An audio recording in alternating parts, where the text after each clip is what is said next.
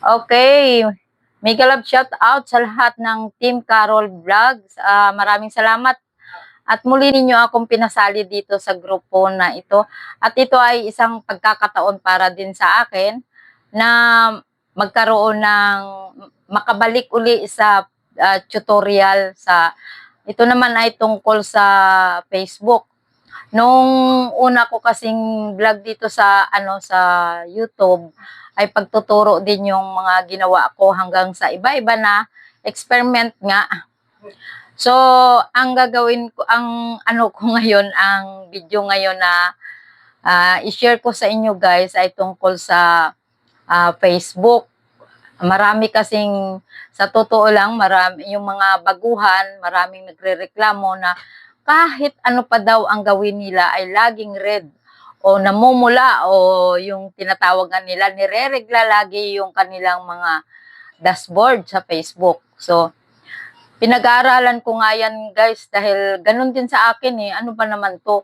Meron na ngang, sa totoo lang, gusto ko nang sumuko din yung aayaw na ako. Kaso lang, minsan nakikita ko naman na kapag nakapag-upload ako, may nakikita akong napakaliit lang. Pero pag naipon din yan syempre, lalaki din. At sa simula, ganun talaga. At dahil hindi ka naman sikat, makikita mo yung 0.01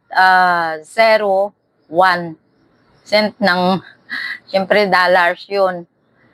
So, sa kaka-engage ko guys, na nagkakaroon ako ng experience na, ganito pala ang gagawin. Kasi, pag nakikipag-engage ako, pagka umaga, chine-check ko yung dashboard ko.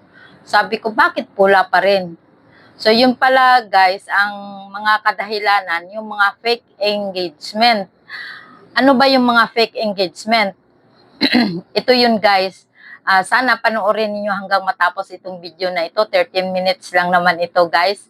At laging tandaan, huwag magmamadali para magkaroon tayo ng mga kunting kaalaman para kung halimbawa, kung kayo ay nagbablog sa Facebook, ay may malaman din kayo na konti. Sa mga baguhan lang yan guys. Pero kung mga ano na kayo, mga batikan na talaga kayo doon sa pag re-reel sa Facebook, ay mag-skip na lang kayo. Pero kung kasali ko kayo dito sa grupong ito, ay syempre tuloy-tuloy lang natin ang panonood. Okay guys, ang fake engagements ay yung, halimbawa, may dumaan sa wall mo na video o reels, tapos pinanood mo, tapos hindi mo nagustuhan, nag-scroll ka, pero nag-like ka.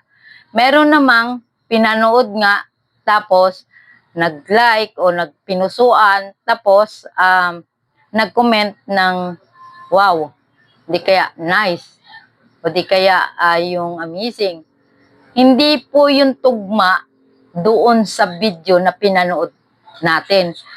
Kung halimbawa, kung gusto ninyo guys, sa totoo lang, kung gusto ninyo na maging green palagi ang dashboard natin sa pag re-reels o sa dashboard natin sa Facebook, ay ang gawin ninyo yung ganito guys, yung patapusin ninyo ang video. Kasi minsan 12 second lang naman yan or pinakamataas na kasi ay 3 minutes to 5 minutes. Hindi kagaya dito sa YouTube ay napapaabot natin ng 13 minutes o 1 hours or 2 hours. Depende sa video na ginagawa natin. Diba?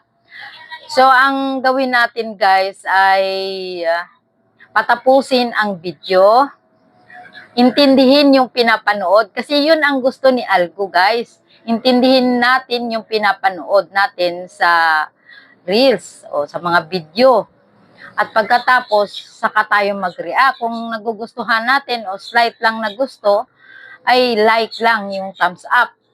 Pero kung parang nagugustuhan talaga natin, ayun, pupusuan natin. Saka tayo bakas. Yung bakas na tinatawag guys ay komento.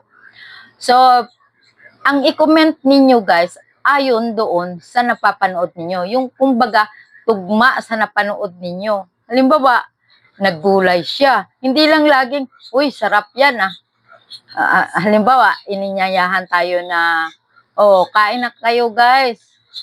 O ganito, ganun. Tapos ang i-comment mo lang ay, wow, sarap yan. O, dalawa lang yun. Kahit pinatapos mo yun, fake engagement yun guys, kasi binabasa ni Algo yung comment mo. Nakatali tayo doon, yung comment natin doon sa ating account. So, ang gawin mo, mag-create ka o, ano ba, may tawag yan eh. Excuse me, guys. Yung be creative ng mga, pagko-comment mo. Kasi kung yun lang ang i-comment mo, yung, wow, nice, amazing. Yung pa isa-isa na yun, ano yun guys, pasok sa fake engagements yun. Lalo pa kapag pinanood mo tapos hindi mo pinatapos, hindi mo inintindi, nag-react ka na, yung react guys ay na tinatawag ay yung nagpupuso o nagla-like or kung anong pa dyan na emoji ang nilalagay mo. Kailangan tapusin mo, intindihin mo, paulit-ulit ko talaga guys sinasabi na tapusin at intindihin bago kayo mag-react at mag-comment. Yung mga caption na mga text post, basahin ninyo at intindihin. At kung ano doon ang nakasulat, dapat may mailagay din kayo na sulat doon sa komento ninyo. Halimbawa, pumunta ako sa palengke, ang mahal ng mga pagkain or mga isda or mga gulay doon. So, dapat ang komento nyo, may isama lang dyan na nasabi kayo, oo nga po, ang mahal na nga po ng mga bilihin ngayon sa palengke. Be creative, guys. Hindi pwede yung, wow, ang ganda. Wow, mga isda. So, ibig sabihin doon, hindi nyo man lang pinanood yung video. Hindi nyo inintindi. So, ano ang dapat gawin dyan, guys? 'Di ba? Si Algo, ang gustong-gusto niya yung may kunting haba at naangkop doon sa napanood natin yung ating komento. Ito pa guys, dumaan yung text post, may mga picture, basahin nyo yung text doon. Pero tapos magkomento kayo, angkop doon sa nakasulat. Meron namang nag-post na yung hashtag lang. So, hindi maintindihan ngayon nung nanonood ng mga viewers o ng mga followers kung ano ang iko-komento kasi hashtag lang. Tapos wala pang salita. So, talagang hindi yun guys, kaya wag kayong magtaka pala kung bakit namumula. Kahit ano pang gawin ninyo, kahit maghapon pa kayong makipag-engage, kung yung inyong mga pakikipag-engage ay fake, ay hindi talaga kayo guys mag-green ang inyong mga dashboard. Alam nyo ba guys na may na-post ako, hindi pa ako malaki guys ka 4,000 lang yung mga followers ko. Itong kahapon lang naging 4,000.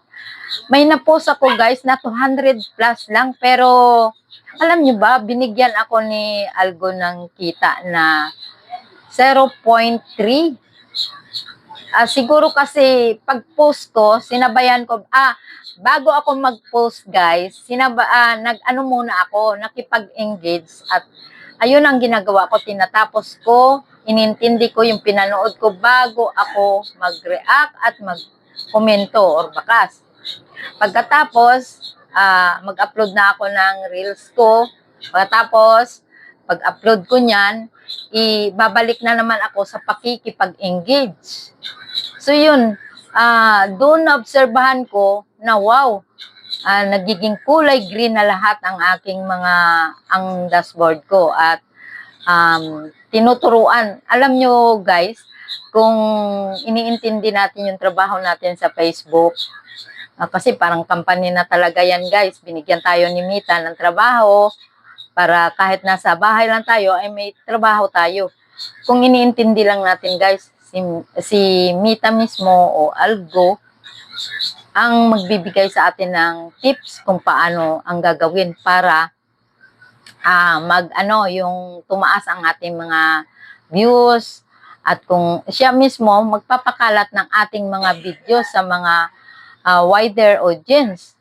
So, alam nyo ba na yung mga followers ko, minsan nakikita ko lang yung followers ko is nasa 10% lang. Pero yung hindi ko followers ay nasa 90%. So, ang ibig kasi sabihin yan, na ipakalat na i-boost na ni Algo yung ating mga video sa iba't ibang mga viewers, sa mga hindi natin kakilala. Minsan nga, nagtataka ako, mayroon sa akin na nagchat-chat o na ibang lahi. So, ibig sabihin, nakakarating tayo sa iba-ibang bansa, di ba? Hindi lang dito sa Pilipinas. So, ganun lang guys ang gawin ninyo. Mag-experiment kayo, kaya nga tinawag tayo ng mga content creators. So, anong ibig sabihin? Gagawa tayo ng mga ibang mga palabas. Mag-experiment tayo kung saan yung medyo marami marami yung nanonood, yun ang gawin natin. Or ang gawin natin guys, halimbawa, Lunes.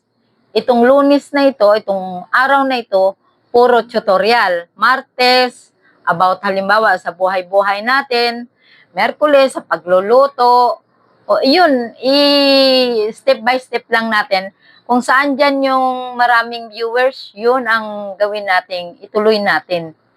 So may mga naman ako, may mga video na umabot nga sa 11,000, pero 10 seconds lang yung mga ginagawa ko guys muna, dahil syempre maliit pa ang followers ko. So kung mga konti pa lang yung mga followers ninyo guys, ang gawin ninyo, maggawa kayo ng mga 10 second lang muna. 10 to 15 seconds para mas mapansin tayo ni Algo, para siya mismo magpakalat niyan. Okay guys, yan lang muna ang maisi-share ko sa inyo. Natapos yung 13 minutes na hindi ko alam kung may napulot o may naintindihan kayo dun sa mga pinagdadaldal ko. So hanggang sa muli guys, at maraming salamat sa patuloy ninyong pagsuporta sa aking YouTube channel. At sa mga bagong